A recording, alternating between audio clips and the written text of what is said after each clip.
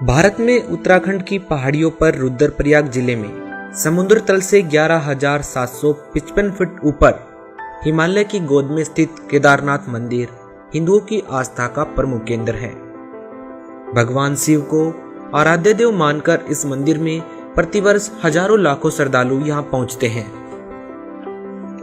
महाभारत में प्रसंग आता है कि पांचों पांडव अपने जीवन के अंतिम समय में हिमालय पर्वत पर तप कर रहे थे। तभी काल भगवान यानी कि ब्रह्म ने एक दुधारू पशु का रूप बनाया और उस क्षेत्र में घूमने लगे जहां पांचों पांडव तप कर रहे थे। दुधारू भैंस को विचरते देख भीम को दूध पीने की इच्छा हुई और भैंस की तरफ दौड़ पड़ा। भीम को अपनी तरफ आता देख भैंस जमीन में समाने लगी। तभी भीम ने भागकर भैंस का पिछला हिस्सा कसकर पकड़ लिया जो कि जमीन के बाहर शेष था। जैसे ही जो भाग भीम ने पकड़ा वो पत्थर का हो गया और बाहर ही रह गया, जिसे आज केदारनाथ धाम से जाना जाता है।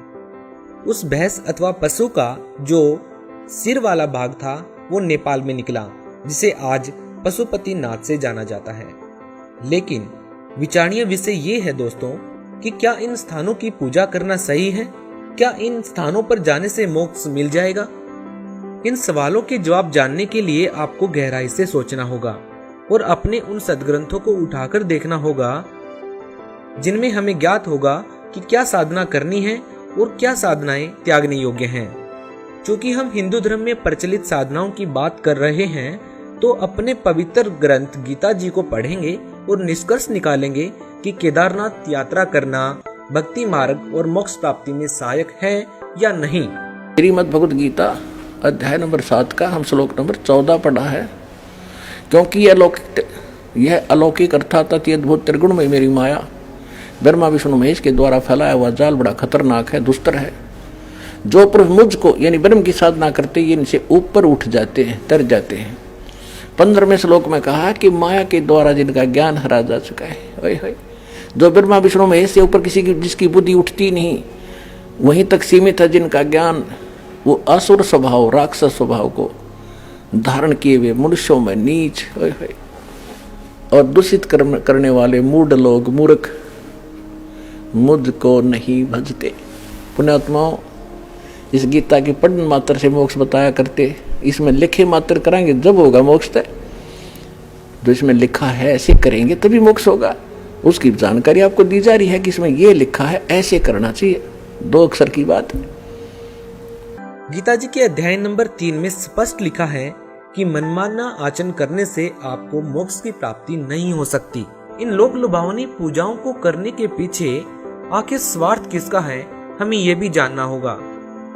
क्योंकि हमारे जो पंडित हैं, हमारे जो ब्राह्मण हैं, जिन्होंने हमें इन पूजाओं को करने के लिए प्रेरित किया, जिन्होंने इन साधनाओं को करने का हमें लाभ बताया, हम उनसे सवाल कर सकते हैं कि हमारे सद्ग्रंथ यदि इन पूजाओं को करने के लिए मना करते हैं तो आप लोगों ने इन पूजाओं को करने के लिए हमें क्यों कहा।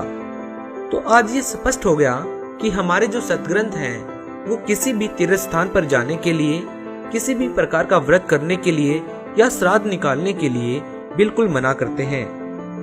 आप ये भी जानते हैं कि केदारनाथ यात्रा के दौरान लाखों लोगों की जान चली गई।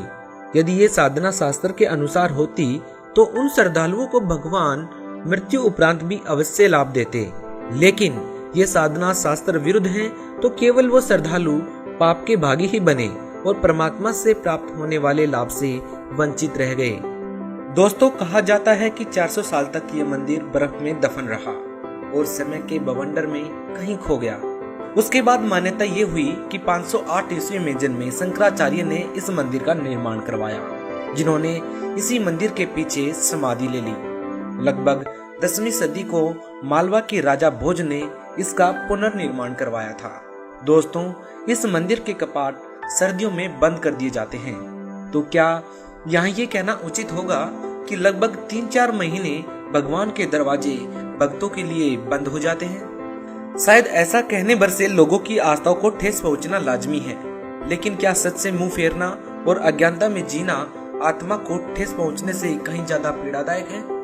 और जिस ठेस को लगने का भ्रम एक श्रद्धालु को रहता है वो ठेस आत्मा को नहीं मन को लगती है, और मन तो स्वयं झूठ अथवा काल का अंश है। आत्मा हमेशा सच अथवा परमात्मा के विधान अनुसार भक्ति करना चाहती है। इसलिए हम सभी श्रद्धालुओं को चाहिए कि हमें शास्त्र के अनुसार भक्ति करनी चाहिए, और शास्त्र के अनुसार भक्ति केवल तत्वदर्शी संत ही दे सकते हैं।